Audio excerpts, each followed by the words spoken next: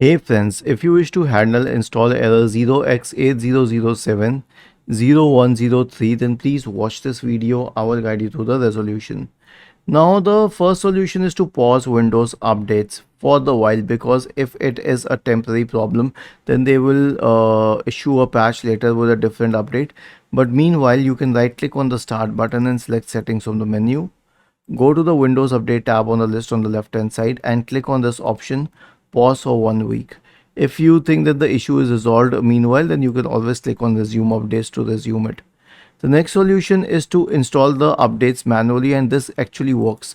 So search for Microsoft Update Catalog. Okay, and go to this website, catalog.update.microsoft.com. Search for the latest month and year 062024 and hit enter.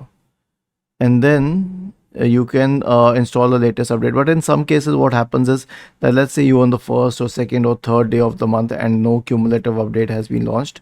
In that case, you can search for the previous month. Okay, but since it is, then that's why we will download it for the latest month. Click on download, and then you can click on this MSU file here. As soon as it downloads to your system, simply click on it to install this update, the latest one. The next solution is to run the Windows Update Troubleshooter. Right click on the start button and select settings from the menu. Go to the system tab on the list on the left hand side. In the right pane, select troubleshoot.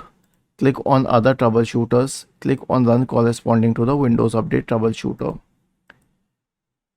The last solution is to restart the Windows Update service. So search for services in the Windows search bar and open services, and then click on standard and then expand it. If you don't want to click on it, that's your choice, and scroll down to the Windows Update service. Now this list is in alphabetical order, so it's easy to find.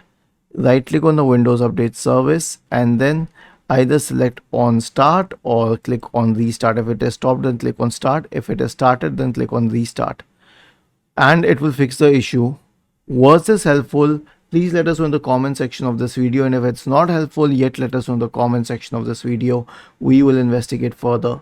Thank you for watching this video and have a nice day.